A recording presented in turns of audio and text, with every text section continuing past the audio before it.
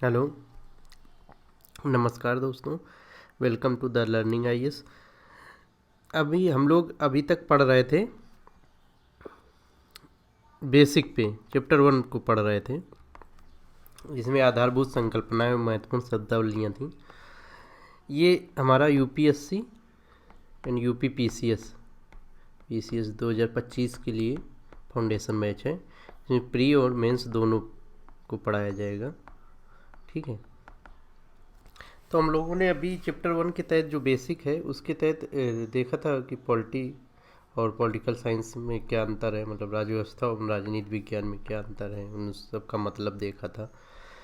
उसके बाद मैंने गवर्नेंस का मतलब देखा था, फिर गुड गवर्नेंस, वो जो नारा था कि मिनिमम गवर्नमेंट मैक्सिमम गवर्नेंस, ये सब देखा था।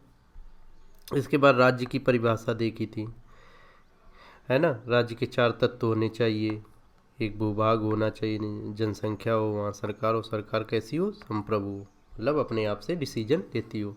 फिर मैंने देखा था कि मेरा संविधान जो राज्य की डेफिनीशन है स्टेट की, उसके अंतर्गत उसी के अनुसार बना है कि नहीं। तो मैंने भाग 1 भाग 2 से लेके भाग 12 तक हमने इस चीज़ को कोरिलेट किया था। ठीक है, उसके बाद संविधान की डेफिनीशन देखी थी, है ना। और जैसे मेरे सिलेबस में है इंडियन पॉलिटी, यूपीएससी और यूपीपीसीएस के सिलेबस में इंडियन पॉलिटी है ना। भारतीय राज्य व्यवस्था, भारतीय राज्य व्यवस्था था।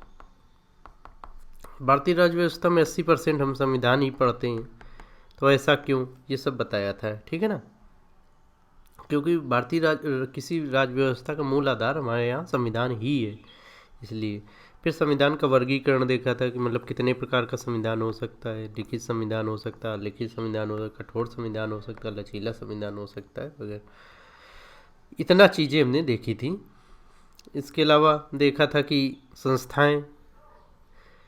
संस्थाओं का कई प्रकार वर्गीकरण करने का आधार हो सकता है, लेकिन एक ये आधार है जो बेसिक सा, उसे हमने देखा था। या प्रावधानों का जो डिवाइड करने का जो है ये आधार, तो उसे देखा था। तो संस्थाएं, संवैधानिक संस्थाएं संविधानेतर या गैर संवैधानिक संस्थाएं, है ना। Constitutional body, unconstitutional body, extra constitutional body, right. फिर ये संविधानेतर को सांविधिक और कार्यकारी में बांटा गया था, स्टैट्यूटरी और एग्जीक्यूटिव। इसी प्रकार प्रावधानों को भी बांटा जाए, संवैधानिक प्रावधान, असंवैधानिक प्रावधान, संविधानेतर या गैर संवैधानिक प्रावधान। ठीक है ना, तो ये इतना हो गया। आज हम देखेंगे संविधान का निर्वचन या व्याख्या, मतलब कैसे संविधान को समझा जाए, क्या है संविधान, कैसे उसके काउंट को, कैसे भाग हैं, अध्याय कैसे, ये सब देखेंगे। देखो, एक चीज़ समझ लेते हैं, जैसे कोई बुक है, पुस्तक है आपकी, है ना।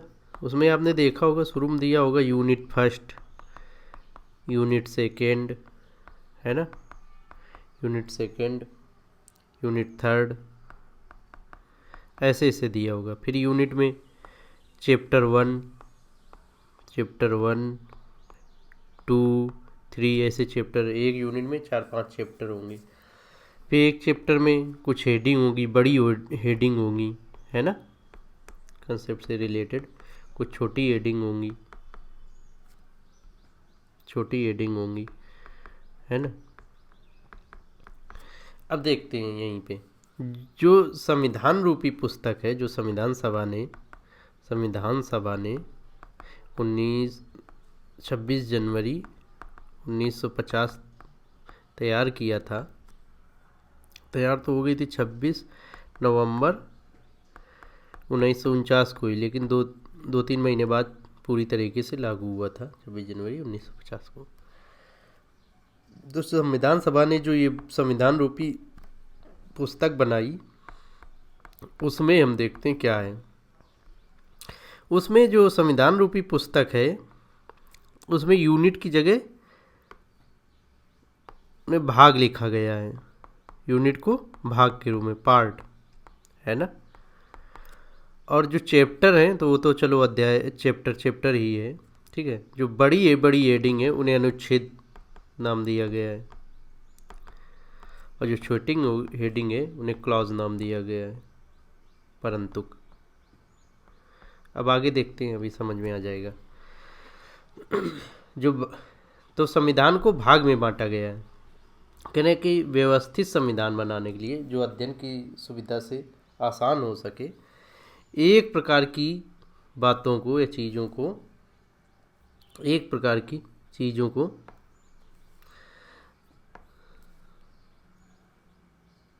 एक प्रकार की चीज़ों को एक भाग में रखा गया है। जैसे मौलिक अधिकार से संबंधित जितनी भी बातें हैं उन्हें भाग 3 में रखा गया है, ठीक है ना। ऐसे मौलिक कर्तव्य है ना, कर्तव्य से संबंधित भागों को भाग 4 में रखा गया है। ये ऐसे फिर जो बड़े बड़े अध्याय यूनिट हैं उन्हें अध्याय में बांटा गया है। कह रहे सभी भाग को अध्याय में नहीं बांटा गया है, ठीक है। जो भाग काफ़ी बड़े हैं उन्हें अध्याय में बांटा गया है। जैसे भाग 5 है उसे 5 अध्याय में बांटा गया है। भाग 5 तो संविधान में सबसे बड़ा भाग यही है ना। इसमें भाग 5 में संघ मतलब केंद्र के बारे में बताया गया है। तो जैसे इसका अध्याय 1 है जो भाग 5 का, उसमें राष्ट्रपति एवं उपराष्ट्रपति है ना, राष्ट्रपति एवं उपराष्ट्रपति। अध्याय 2 में संसद, ऐसे वगैरह वगैरह चीज़ें हैं। 5 अध्यायों में बांटा गया है। फिर चैप्टर को अनुच्छेद में बांटा गया है। ऊपर जो चैप्टर है, ये जो अध्याय है, इसे अनुच्छेद में बांटा गया है। जो अनुच्छेद बहुत बड़े होते हैं उन्हें परंतुक मतलब क्लॉज में बांटा गया है। क्लॉज की पहचान क्या होगी? ब्रैकेट होगी, ऐसे लिखा रहेगा। छोड़ो एक सेकेंड, 19(1) ऐसे लिखा है। तो ये एक ब्रैकेट है ना, 39A एक ब्रैकेट है। जहाँ एक ब्रैकेट रहेगी वो होगा क्लॉज, और जहाँ 2 ब्रैकेट होंगे 19(1)A ऐसे, तो वो हो गए सब क्लॉज। जहाँ 2 ब्रैकेट होंगे वो वहाँ समझो सब क्लॉज, जहाँ एक ब्रैकेट होगी वहाँ क्लॉज। सब क्लॉज मतलब उससे छोटा, सब माने छोटा होता है ना। जैसे डीएम तो एसडीएम छोटा होता है। सब district magistrate, DM district magistrate सब, और एसडीएम सब डिस्ट्रिक्ट मजिस्ट्रेट है ना, ऐसे ही। तो ये क्लॉज सब क्लॉज। तो जो अनुच्छेद बहुत बड़े हैं उन्हें क्लॉज में बांटा गया है, और जो परंतुक मतलब जो क्लॉज बहुत बड़े हैं उन्हें उप परंतुक में बांटा गया, मतलब सब क्लॉज में बांटा गया है। देखिए उप, तो जिलाधिकारी डीएम मतलब जिलाधिकारी, अगर हिंदी देखा जाए जिलाधिकारी, और एसडीएम मतलब उप जिलाधिकारी, तो वही उप, सब उप है ना, सबको ही उप हिंदी में कहते हैं, ठीक है। अनुच्छेद 19 का उदाहरण लेते हैं हम। ये अनुच्छेद काफ़ी बड़ा है, तो इसे 6 परंतुक में बांटा गया, क्लॉज में बांटा गया है। जैसे देखो ये अनुच्छेद को क्लॉज में बांटा गया है। ऐसे ही अनुच्छेद 19 को, आर्टिकल 19 को 6 क्लॉज में बांटा गया है, 6 क्लॉज में बांटा गया। कौन कौन से हैं 6? पहला है 19(1), 19(2), 19(3), 19(4), 19(5), 19(6), 6 में, ठीक है ना। ये 6 तक है। तो इन्हें पढ़ा कैसे जाएगा? जैसे देखो पहले वाले को देख लेते हैं कि, तो इसे पढ़ा जाएगा आर्टिकल 19 क्लॉज 1। तो जो आगे लिखा रहेगा वो आर्टिकल है, और ये से क्लॉज पढ़ेंगे ब्रैकेट वाले को, तो आर्टिकल 19 क्लॉज 1। अब ये मान लो आर्टिकल 19 क्लॉज 1 न्यू 1, ये क्लॉज काफ़ी बड़ा है, तो इसे फिर से 6 सब क्लॉज में बांटा गया है, उप परंतुक में, है ना। कौन कौन से 6? 1A, 1B, 1C, 1D, 1E, 1G है ना। तो ये इसे पढ़ा कैसे जाएगा? आर्टिकल, जैसे इसे देख लेते हैं, article 19 clause 1 sub clause A. Second वाले को article 19 clause 1 sub clause B. इसे थर्ड को article 19 clause 1 sub clause C, ऐसे ही। है ना। तो जो आगे लिखा रहता है ये संख्या, ये होती है आर्टिकल, और ये जो पहले ब्रैकेट में होते हैं उसे क्लॉज, और जो सेकंड ब्रैकेट में होते सब क्लॉज। ठीक हो गया। अब देखते हैं कि देखो आर्टिकल 21 और आर्टिकल 21A ये दोनों स्वतंत्र आर्टिकल हैं, एक दूसरे से अलग अलग आर्टिकल हैं। एक ही आर्टिकल में नहीं, 21 में 21A नहीं है ना, दोनों अलग अलग आर्टिकल हैं।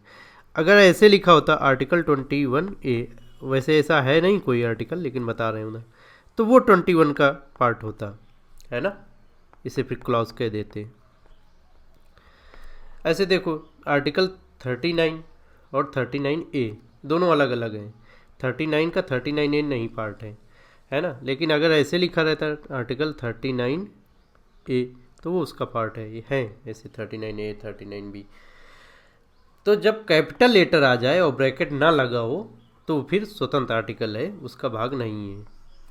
ऐसे देखो इसमें भी आर्टिकल 21A में कैपिटल लेटर है और ब्रैकेट में नहीं लगा है ना, ब्रैकेट नहीं लगा तो फिर वो स्वतंत्र आर्टिकल है। अनुसूची क्या होती है, तो देखो जैसे संविधान रूपी पुस्तक है ना, ये मान लो, तो इसके 80% भाग में मान लो ऐसा है कि पहले भाग है ना, फिर क्या है चैप्टर मतलब अध्याय, भाग मतलब पार्ट है, फिर चैप्टर के बाद आर्टिकल है, आर्टिकल फिर क्लॉज है, फिर सब क्लॉज है। तो ऐसे ये इतने में ऐसा दिया है 80% वाले भाग में। फिर इतने में 12 अनुसूचियाँ हैं, 20% जो भाग बचा 12 अनुसूचियाँ हैं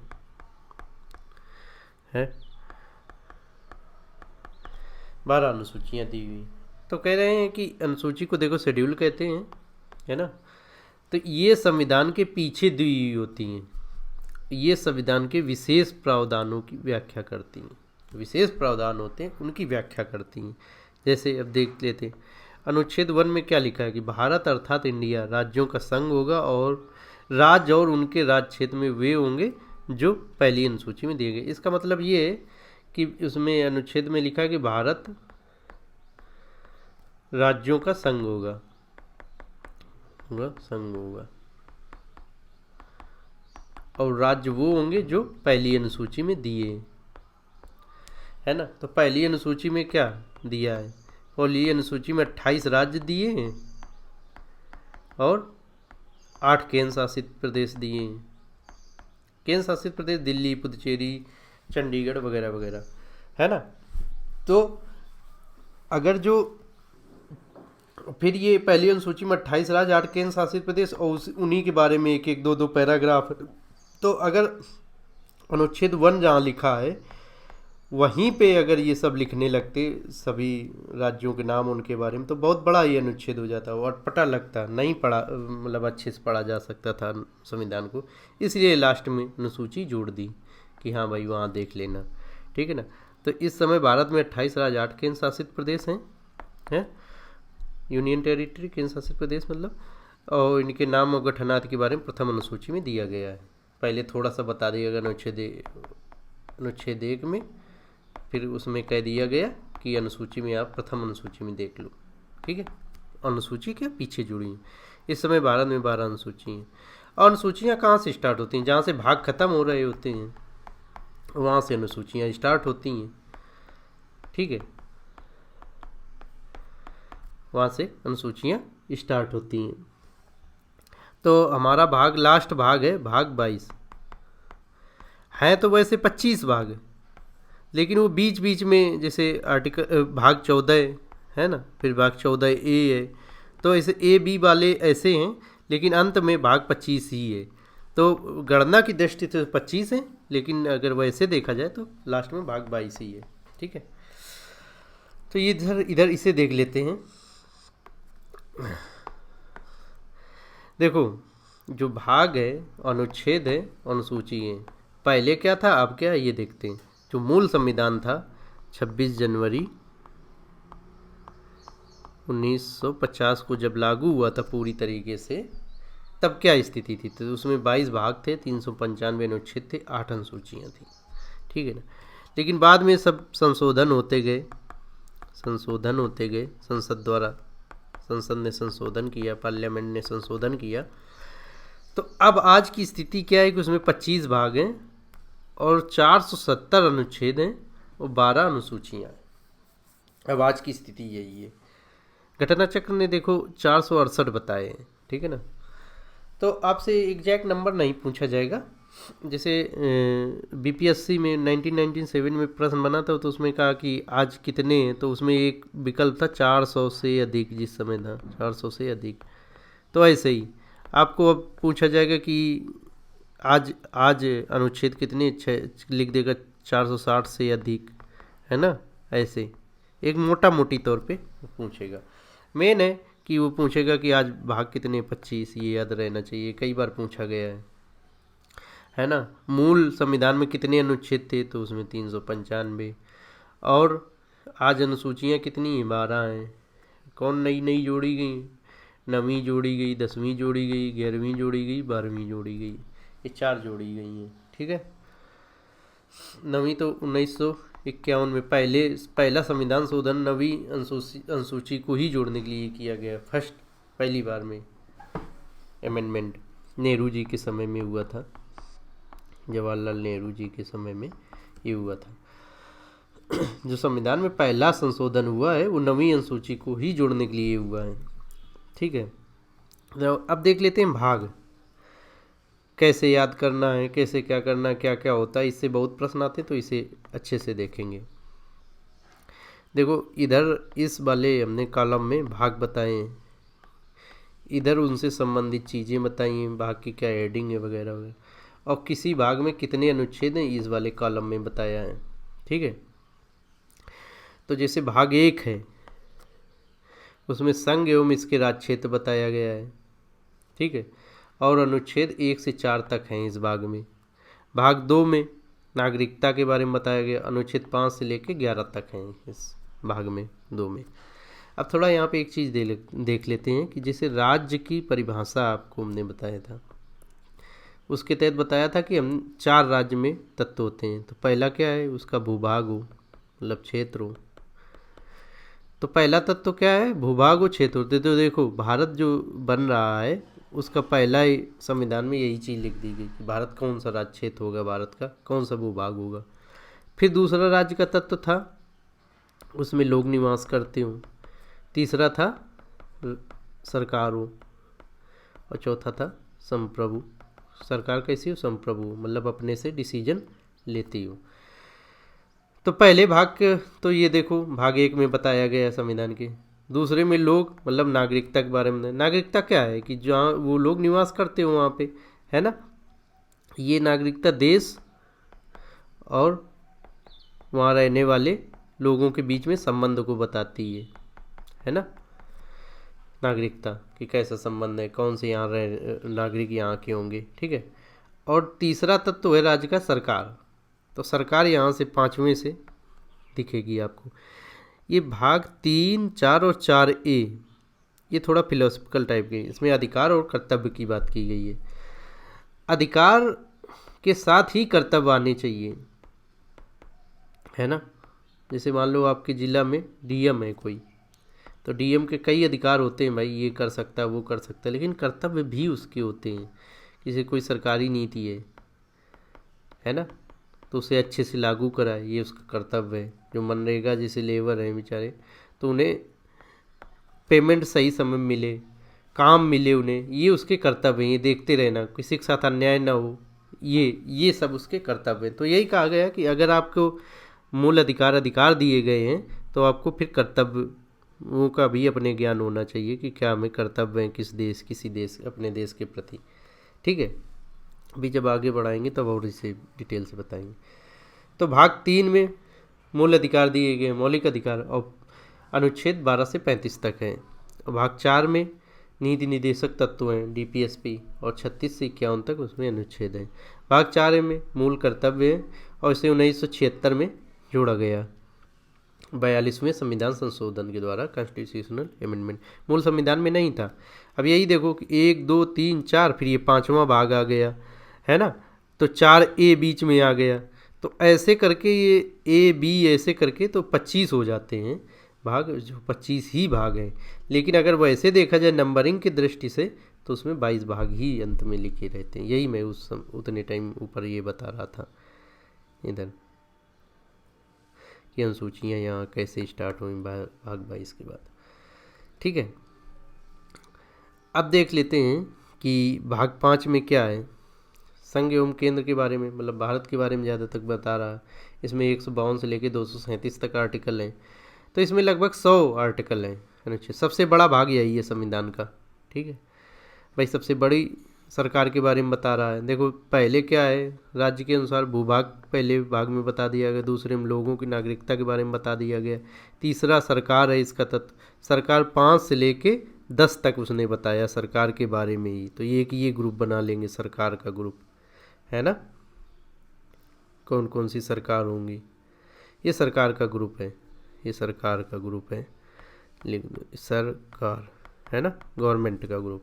तो सबसे बड़ी सरकार भाग 5 में भारत सरकार, छोटी राज्यों वाली 6 में, भाग 6 में, फिर उससे छोटी केंद्र शासित प्रदेश छोटे छोटे चंडीगढ़ वगैरह में भाग 8 में, फिर उससे छोटी भाग 9 में पंचायत, फिर उससे भाग 9A, फिर 9B सहकारी समितियाँ, फिर भाग 10 अनुसूचित एवं जनजाति क्षेत्र। तो एक ये ग्रुप हो गया 5 से लेके 10 तक का। एक ग्रुप हो गया ये अधिकार वाले और कर्तव्य वाले 3 4 4A, और एक ग्रुप हो गया 1 2, ये इतना। ठीक है, ये याद करने के देखो तरीके हैं, और रटना हो तो फिर अलग बात है। तो भाग 6 में राज्य के बारे में बताया गया है, और अनुच्छेद 152 से लेके 237 तक है। इसमें 85 आर्टिकल हैं। तो सबसे बड़ा भाग 5वां है, फिर उसके बाद 6वां है। ठीक, भाग 7 को समाप्त कर दिया गया है, इसे 1956 में समाप्ति किया गया है ना, 7वें संविधान संशोधन के द्वारा, कॉन्स्टिट्यूशनल अमेंडमेंट के द्वारा, है ना। इसमें क्या था कि राज्यों को, जो प्रांत थे ABCD, इन श्रेणियों में बांटा गया। फिर मान लो बाद में राज्यों का भाषा के आधार पर पुनर्गठन हुआ, तो ये श्रेणियाँ भी खत्म कर दी गई, ये आगे बताया जाएगा अभी। फिर भाग 8 में संघ एवं राज्य क्षेत्र हैं, है ना, वही केंद्र शासित प्रदेश दिल्ली, पुदुचेरी, चंडीगढ़ वगैरह वगैरह। 239 से लेकर 242 तक आर्टिकल हैं इसमें। फिर उसके बाद पंचायत हैं, इसे 1992 में जोड़ा गया 73वें संविधान संशोधन के द्वारा। 243 से लेकर 243 तक है, ये ओ है, ओ तक आर्टिकल है। देखो पंचायत क्या होती है, गांव के प्रशासन की सबसे छोटी इकाई, है ना। जैसे यूपी में ग्राम प्रधान, ब्लॉक प्रमुख, है ना, और जिला पंचायत अध्यक्ष, ये त्रिस्तरीय पंचायत की व्यवस्था है। तो ये ग्रामीण क्षेत्र में ये प्रशासन की सबसे छोटी इकाई होती है, और जो नगर पालिकाएँ हैं वो शहरी क्षेत्र में प्रशासन की सबसे छोटी इकाई है, मेयर वगैरह यहीं बनते हैं सब, तो उसे म्यूनिसिपैलिटीज़ कहा जाता है। तो ये इसे भी 1992 में 74वें संविधान संशोधन के द्वारा जोड़ा गया था। 243P से लेके 243ZG तक इसमें आर्टिकल हैं। अब देखो भाग 9 की ज़्यादातर बातें भाग 9 में कॉपी की गई हैं, ये आगे बताएंगे अभी। तो इसे भाग 9 ज़्यादा इम्पॉर्टेंट है, वही चीज़ें इसमें, तो इसलिए इसे पढ़ लिया जाता है। अब इसमें देखते हैं कि भाग 9 से लेके भाग 10 तक स्वशासन की एक ग्रुप छोटा बना लो इसमें, सरकार में स्वशासन का छोटे छोटे हैं, और स्वशासन को ये ज़्यादा बढ़ावा होता है। स्वशासन मतलब अपने से शासन करना, है ना। स्वशासन का ग्रुप का मतलब अपने से शासन करना, मतलब जनता खुद अपने शासन कर ले, ग्राम प्रधान अपने यहाँ बना ले, और फिर उसी के द्वारा सरकार अपनी नीतियाँ योजनाओं को लागू करती है। 9B में सहकारी समितियाँ दी गई हैं। सहकारी समितियाँ मतलब कुछ लोग मिलकर कोई संस्था बना लें, है ना, और फिर उसे अपने अनुसार चलाएं, और सरकार उसमें हेल्प करेगी। हेल्प कैसे करती, उसने हेल्प करने के लिए सहकारिता मंत्रालय बनाया है, सहकारिता मंत्रालय, है ना। कोऑपरेटिव बैंक्स बनाए हैं, कोऑपरेटिव बैंक्स, सहकारी बैंक। अब देखे होंगे सहकारी बैंक क्या रहता है, कुछ लोग कहते हैं सोसाइटी का हमारे ऊपर लोन हो गया, उन बैंकों का लोन हो जाता है, ठीक है, लोन लेते हैं लोग वहाँ से। तो कुछ लोग मिल के ये संस्थाएं बनाते हैं, सहकारी समितियाँ, उन्हीं को सहकारी समितियाँ बनते हैं, समितियाँ संस्थाएं, ठीक है ना। जैसे गुजरात में अमूल बनाई गई थी, कुछ लोगों ने, कुछ दूध वालों ने मिल के इसे बनाया था, वो आज भी वही सब चला रहे हैं इसे, इतनी बड़ी कंपनी है ना, दूध के क्षेत्र में। तो सहकारी समितियों से संबंधित आर्टिकल 243 जेड एच से लेके 243 जेड टी तक। देखो इसमें जेड कहीं पे ब्रैकेट नहीं लगा है, स्मॉल नहीं है, तो ये सब स्वतंत्र आर्टिकल है ना, इसीलिए ऊपर बताए थे आपको कि आगे पढ़ने में दिक्कत ना हो, ये सब बेसिक है। फिर उसके बाद भाग 10 में अनुसूचित एवं जनजाति क्षेत्र, अनुसूचित एवं जनजाति क्षेत्र।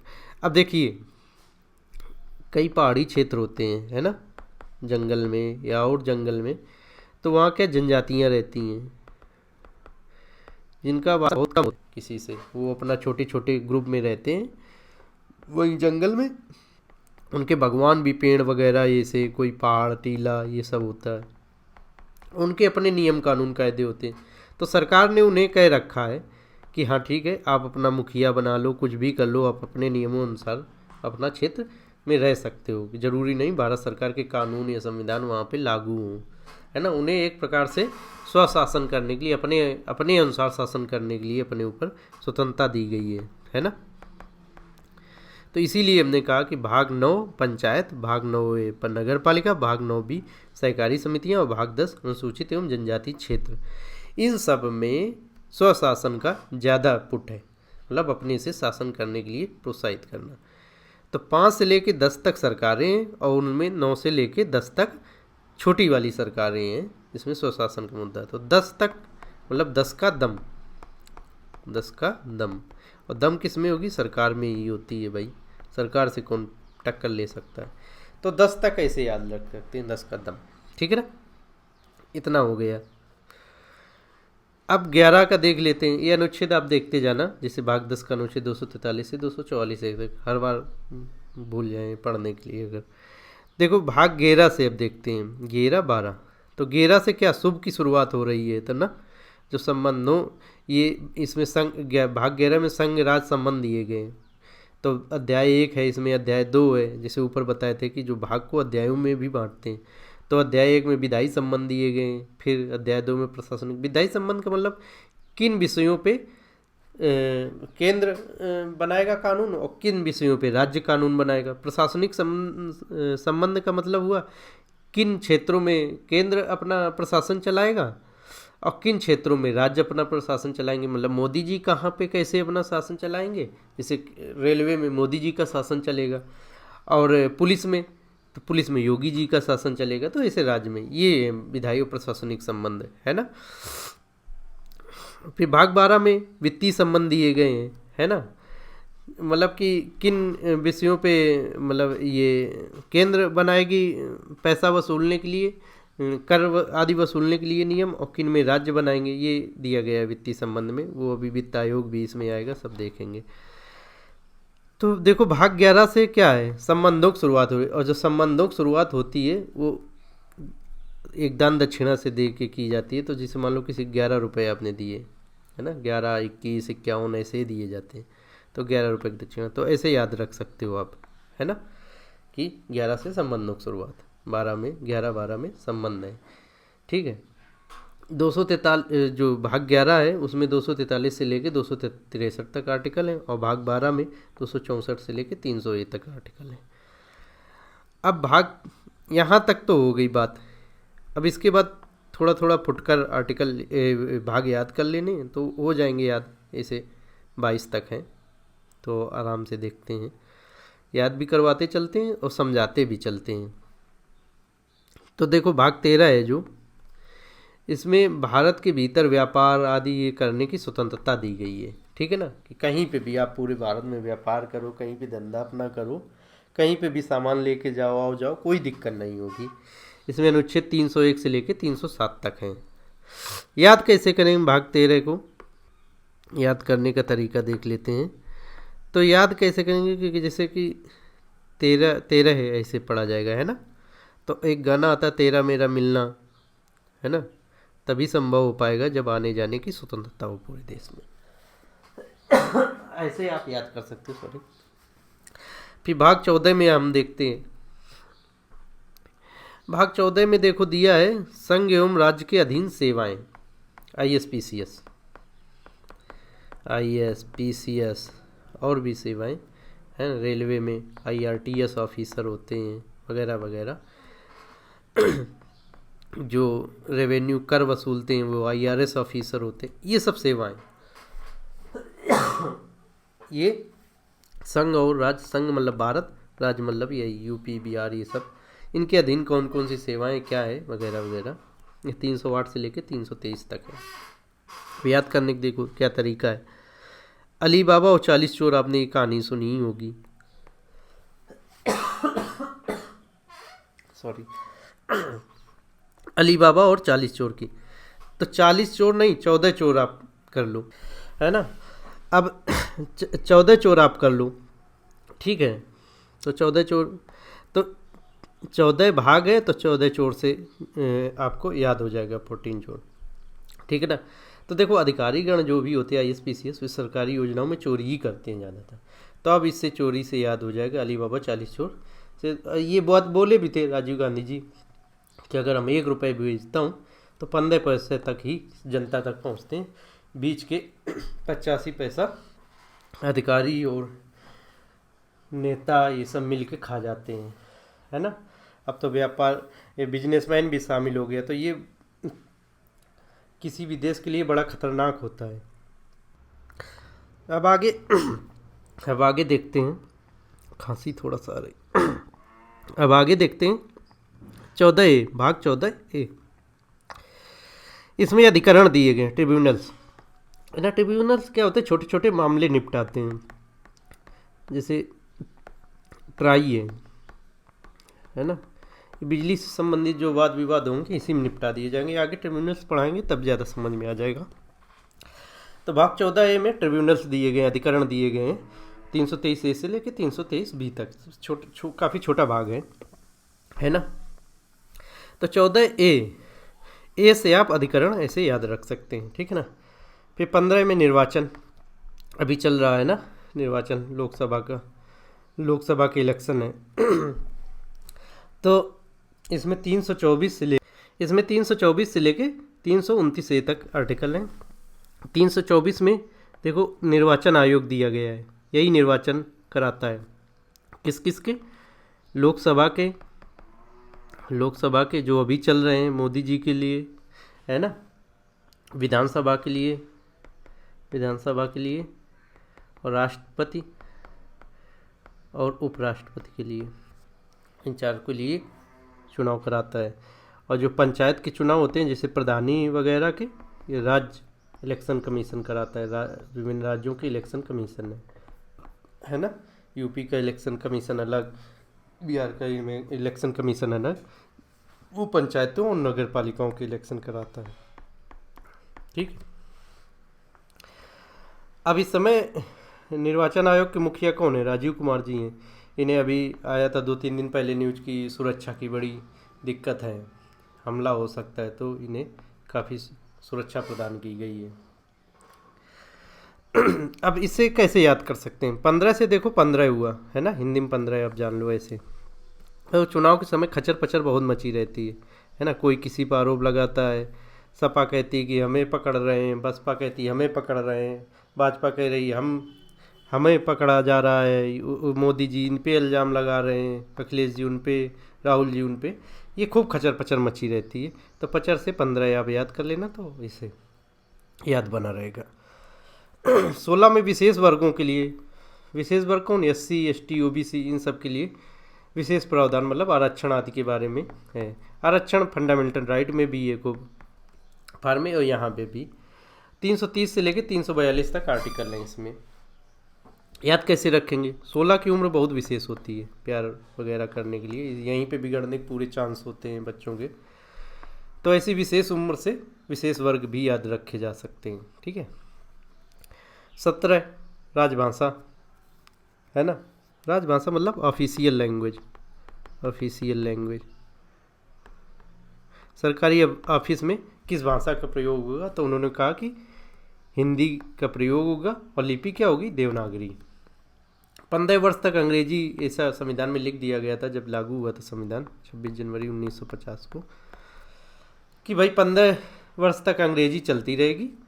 अगर संसद समझे तो 15 वर्ष बाद और अंग्रेजी को बढ़ा ले, नहीं तो फिर हिंदी लागू हो जाएगी। और लिपि क्या रहेगी उसकी, देवनागरी रहेगी। जैसे ये लिखी, ये सब देवनागरी लिपि में ही लिखा गया है। और ये भाषा कौन सी है, हिंदी है जो हम बोल रहे हैं। 343 से लेकर 351 तक। अब हिंदी भाषा को पढ़ने के लिए थोड़ा सा याद करने के लिए 17 से देखो 17 है ना, 17 से 17 शब्द आ रहा कुछ, 17 फुर्सत वाले लोग। हिंदी बेल्ट के जो लोग हैं, हिंदी बेल्ट कौन सा, मतलब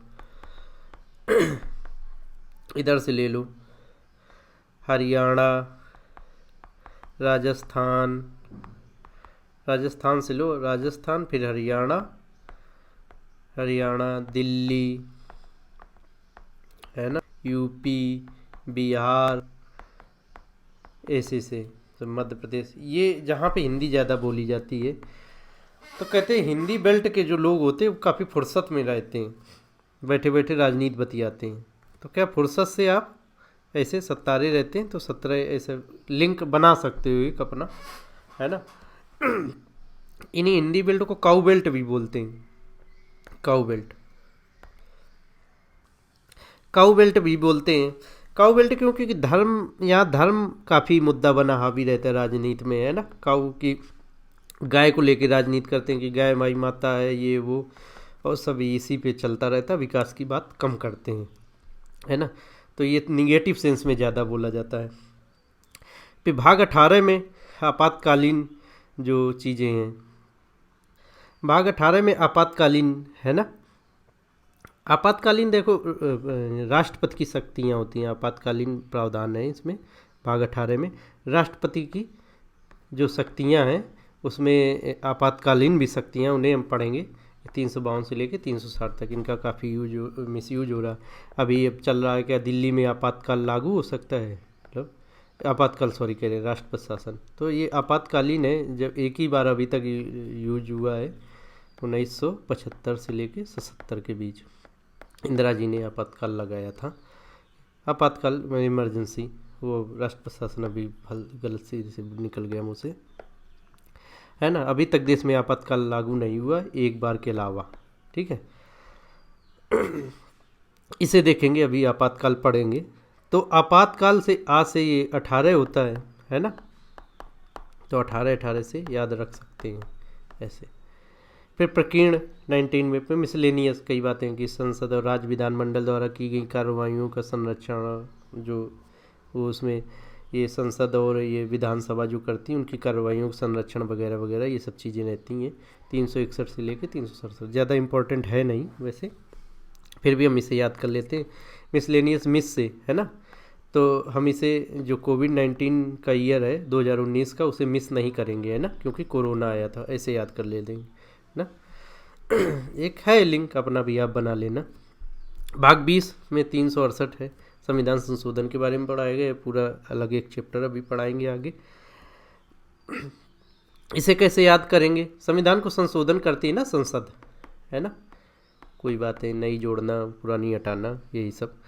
तो एक ही काम को आपने देखा होगा कि लोग कहते हैं कि 20 बार नहीं करूँगा, है ना, 20 बार नहीं करूँगा, मतलब कुछ 20 बार करने का क्या मतलब हुआ कि आप कुछ ना कुछ संशोधन करते होंगे, तभी तो बार बार कर रहे हैं।